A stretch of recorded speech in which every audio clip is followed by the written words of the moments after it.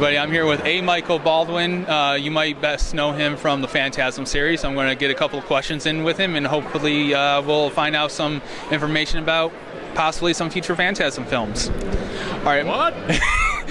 My very first question is, do you think horror movies are as creepy as they once were? I mean, Phantasm to me is probably one of the creepiest films because it's not an overly gory and they have a lot of subtlety to them. I think that the key word there is creepy. Certainly, Phantasm compared to what we see today is kind of mild, but it is creepy. Yeah. So, you know, are the films that they're making as creepy? Well, they're just different. They're much more graphic. There's much more blood. There's a lot more. Are they as moody and as creepy? Well, audiences have to decide that for themselves. What are some creepy films to you? I mean, like genuinely creepy that kind of get your skin crawling, that you feel kind of dirty afterwards. Well, I don't know about dirty, but I think that The Shining for me is certainly a kind of a masterpiece of horror. I think it's hard to beat Kubrick in any genre, but when Kubrick goes into the horror world, it's a frightening place to be, and it's full of mood. It's mostly mood. Yeah. You know, so it's hard to beat it. Yeah, definitely. Now, I am a Phantasm fan, and it's been many years since there's been a Phantasm movie. Is there any I mean, I'm sure there's speculation, but can you answer if there's any reboots, redos, or continuations of the series in some kind of format?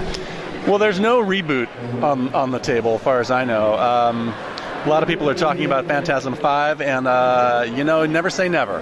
I can say that I don't have any official information to offer about that at this time, but one never knows. So, I think we as viewers can take that as there is a good possibility of a new Phantasm film. You can take that any way you want. Well, as a fan, I'm taking it as in the upcoming years, but I understand you can't officially say anything. I really have no information about it. Okay, all right. Now, he says none, but I think that's a lie. Now, I've noticed that you stopped doing acting, at least according to IMDb, for about 11 years. I was just wondering, why was there such a gap between films? Well, I think I'm raising a couple of children, and that's always important. Wanted to leave Los Angeles, my hometown, where I had lived for most of my life, and so you know, it's good to take a break from what one has been doing since the time they were 7 years old. Yeah. I've been doing it for a long time, and it's nice to get away from it for a while. But I do have a new film coming out, not Phantasm related, called Brutal, directed by Michael Patrick Stevens, and we've been getting some really hot reviews lately, and so I would ask people who are interested to watch for it.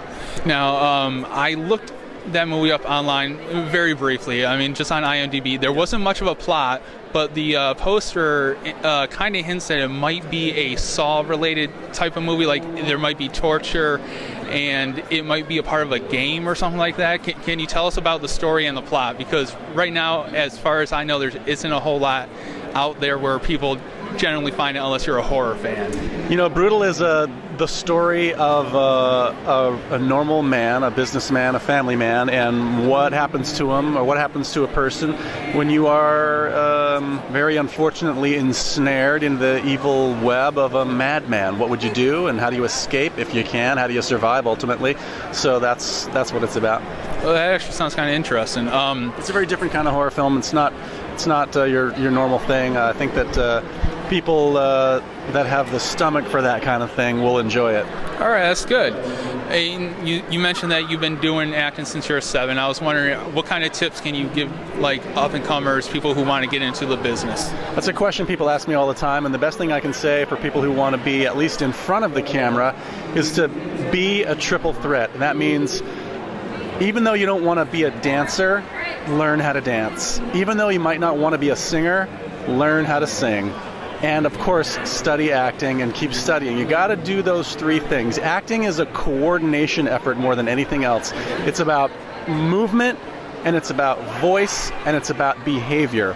So you might as well study dance and voice and acting, all three together. People that want to be actors, when they hear that, they don't like that advice because they don't want to be a dancer, so they don't study dance or movement. But if you never danced in anything ever, but you studied dance, it would very heavily inform your acting. Very, very, very heavily. And voice is the same thing. So that's my advice for young people, is to study all three disciplines and get as good as you can at those three things and continue to study. That's it. What about for people who are camera shy? Is there any technique that they can do, or maybe just get in front of the camera more often when no one's around to get rid of that fear? There are actors who are very, very fine and well known who are very camera shy and who are shy people in general. So I don't think that's necessarily some kind of shouldn't be a hindrance, really. It might be true, you might feel bad, but it's not about how you feel on the inside. It's about what your behavior is on the outside. What do we see? So, keep studying, try to get on the stage as much as you can, and get over yourself. You want to be a performer, or don't you? That's good advice. Do you have any social websites that you want to promote? Are you on Facebook, Twitter, Google Plus, or any of the hundreds of other social sites? Yeah, I'm pretty accessible on Facebook. So if people want to friend me there, it's pretty easy to do. All right, great. Thank you. I appreciate your time. My pleasure. Thank you so much. Thanks for